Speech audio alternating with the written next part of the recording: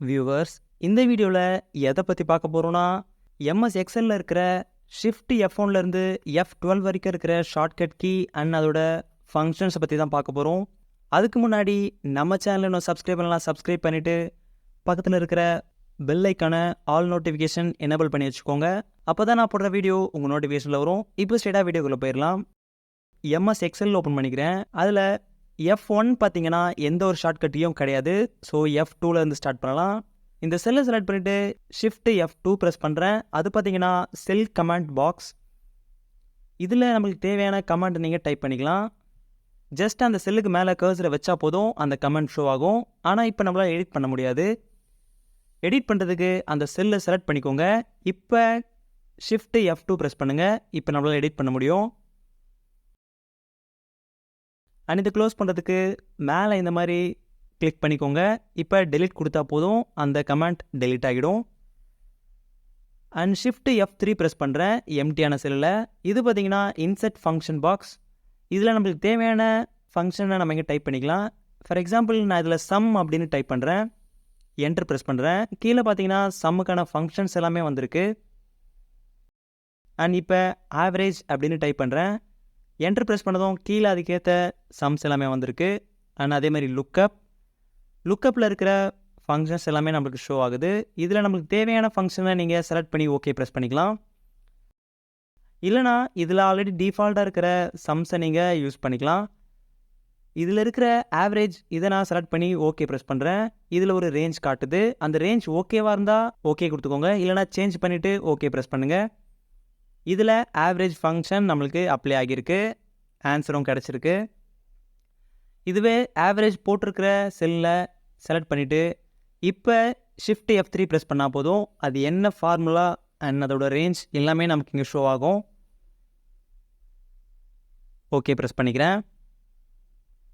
And next F4 F5 பார்க்குறதுக்கு முன்னாடி F5 பார்க்கலாம். அப்போ தான் இது புரியும். ஃபஸ்ட்டு ஷிஃப்ட் F5 ப்ரெஸ் பண்ணுறேன். இது பார்த்தீங்கன்னா ஃபைண்ட் அண்ட் ரீப்ளேஸ். இது பார்த்தீங்கன்னா கண்ட்ரோல் F ப்ரெஸ் பண்ணாலும் வரும் find.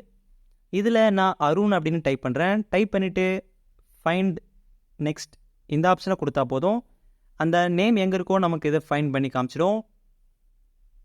And control F press பண்ணாலும் போதும், இதே ஆப்ஷன் தான் ரிப்பீட் ஆகும்.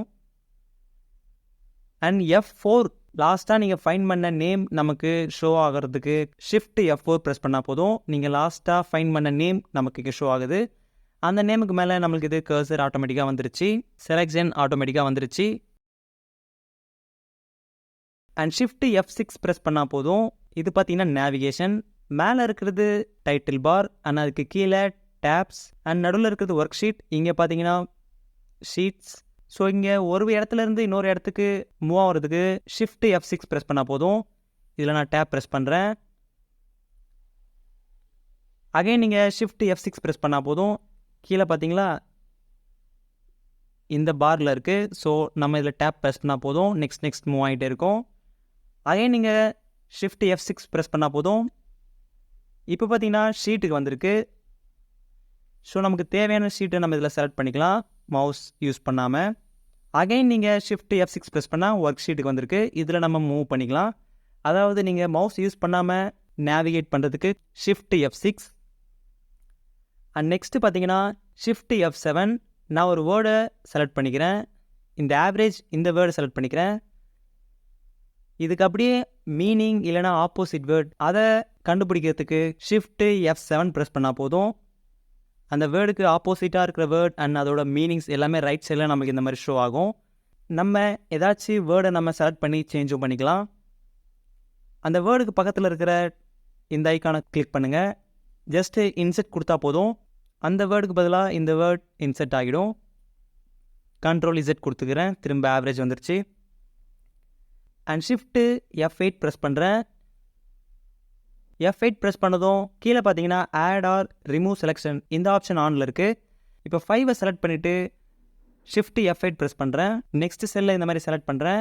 இப்போ இந்த 2 செலெக்ஷனுக்கும் செலக்ட் பண்ணி ஆவரேஜ், கவுண்ட், சம் இதெல்லாம் நம்மளுக்கு ஷோ ஆகுது. அண்ட் இன்னொரு செல்லு செலக்ட் பண்ணுறேன். இப்போ இந்த 3 செல்லுக்கும் சேர்த்து ஆவரேஜ், கவுண்ட், சம் இதெல்லாம் சேஞ்ச் ஆகிட்டே இருக்குது. ஸோ நமக்கு தேவையான செல்ஸை இந்த மாதிரி செலக்ட் பண்ணிகிட்டே இருக்கலாம். அதுக்கான சம் கீழே ஆட்டோமேட்டிக்காக வந்துடும், அதோட ஆவரேஜ் கவுண்ட் எல்லாமே. அதாவது நம்ம கண்ட்ரோலை பிடிச்சிட்டு ஒரு செல்லாக செலக்ட் பண்ணுவோம், அந்த ஆப்ஷன் தான் இது. இந்த மாதிரி செலக்ட் பண்ணால் போதும், கீழே நம்மளுக்கு ஆவரேஜ் கவுண்ட் எல்லாமே ஆட்டோமேட்டிக்காக ஷோ ஆகும். அண்ட் இதை அன்செலக்ட் பண்ணுறதுக்கு ஜஸ்ட்டு எஸ்கேப் ப்ரெஸ் பண்ணால் போதும், செலெக்ஷனில் இருக்கிறது எல்லாமே அன்செலக்ட் ஆகிடும்.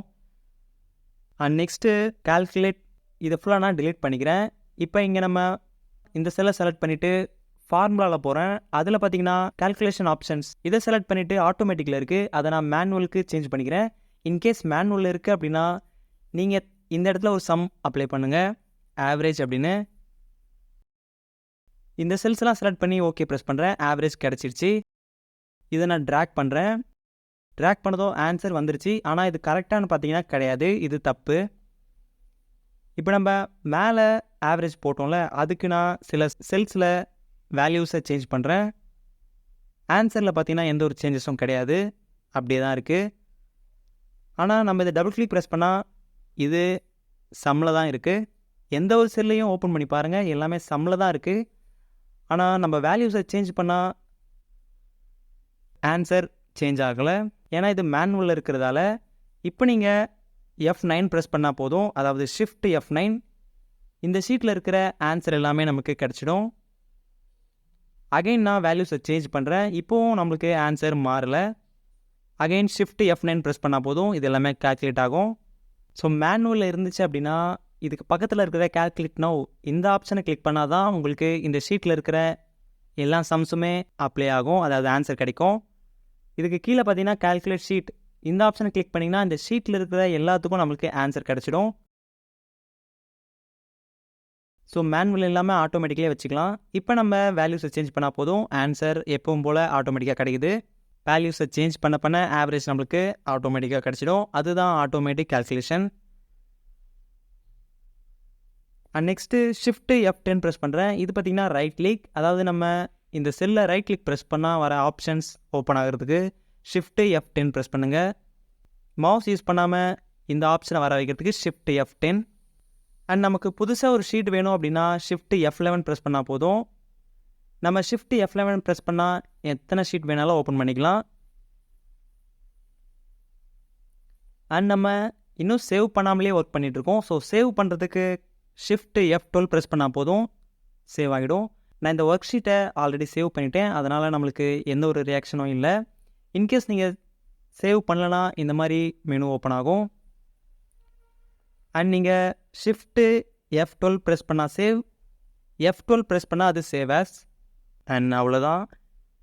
இந்த வீடியோவில் கண்டென்ட் இருந்துச்சுன்னா லைக் பண்ணுங்கள். அண்ட் அடுத்து இன்னொரு இன்ட்ரெஸ்டிங்கான வீடியோவில் பார்க்கலாம்.